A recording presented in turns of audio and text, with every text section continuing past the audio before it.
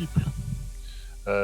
D'abord, il y a la recherche in vitro, la recherche immunitaire, comprendre les mécanismes de la maladie, l'activation inflammatoire, quelles sont les cascades immunitaires, et ça se fait dans des tubes à la paillasse.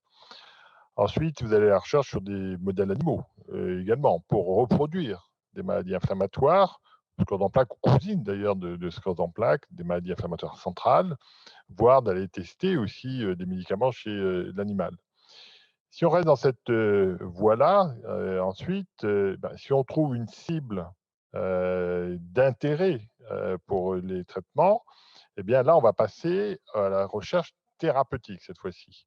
Il faut savoir qu'en moyenne, sur 100 molécules trouvées pour une maladie comme active, soit en laboratoire, soit sur des modèles animaux, il y en a une seule qui finalement arrivera en fin de course à être prescrite, soit parce que finalement ça ne marche pas, soit parce qu'il y a trop d'effets secondaires. Et donc, on voit la difficulté de la recherche thérapeutique.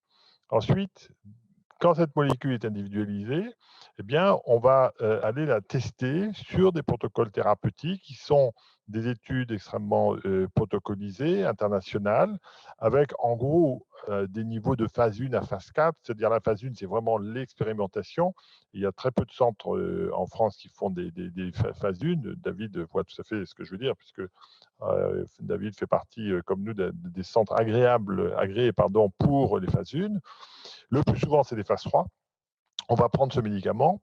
On a eu les phases 2 et qui montrent que ça marche et que ce n'est pas dangereux. Et on va aller le comparer à un autre traitement connu, la sclérose en plaques. Et la durée des études, en moyenne, c'est 2 ans et demi pour voir s'il y a une différence entre ce nouveau traitement et les traitements conventionnels de la sclérose en plaques. Ensuite, vous avez d'autres voies de recherche. Vous pouvez avoir la voie de recherche sur l'imagerie également, avec des IRM de très haut champ, ce qu'on appelle de cette Tesla. Vous pouvez faire aussi du PET-IRM pour voir des malades, comment on peut remyéliser. Donc, on voit que dans la recherche, il y a un deuxième bras qui est la recherche neuroradiologique. Ensuite, vous avez aussi, David l'a dit très bien, c'est la recherche épidémiologique. C'est une autre voie de la recherche. Et cette recherche est extrêmement importante. C'est pour ça qu'on a besoin de bases de données. Il faut savoir qu'un patient, quand il est rentré dans un centre expert sclérose en plaques, il peut, et nous avons eu son accord, pour être intégré dans une base de données.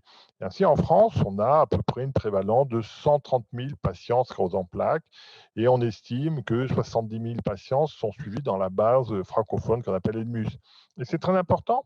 Par exemple, des choses extrêmement simples, cette période de Covid que nous avons vécue depuis 2 ans et demi, les bases francophones, les bases nord-américaines, italiennes ont été extrêmement importantes pour qu'au quotidien, nous puissions redonner de l'information. Par exemple, le Covid, statistiquement, n'aggrave pas la sclérose en plaques. Par exemple, certains traitements ont un risque de Covid plus sévère que d'autres traitements chez les patients sclérose en plaques. Et ça, c'est l'intégration d'un patient dans des centaines de milliers de patients dans le monde qui nous donne ces outils d'information. Donc, c'est toute la déclinaison de la recherche qu'on est obligé de faire de façon très schématique, mais on fait de la recherche tout le temps, en fait, tellement il y a des questions qu'on se pose sur cette maladie. Et la recherche est bien internationale, en fait. Maintenant, elle est complètement mondiale.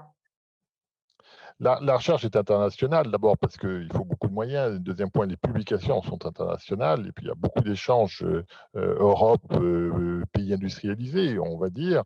Et puis, la recherche thérapeutique, bien sûr, pour une raison extrêmement simple, c'est que les laboratoires sont internationaux. Il peut y avoir des laboratoires français, suisses, américains. Et donc, forcément, les nouvelles molécules vont être testées dans ces différents pays. Et alors, la guérison est-elle envisageable et à quelle échéance? Alors, vous savez, en médecine, je suis un petit peu plus âgé que David. Euh, j'ai un peu plus de cheveux blancs. Finalement, aujourd'hui, en médecine, quelle maladie on peut guérir finalement? Mais guérir, hein, c'est-à-dire qu'on enlève un traitement, il n'y a plus besoin de surveillance, il n'y a plus de maladie.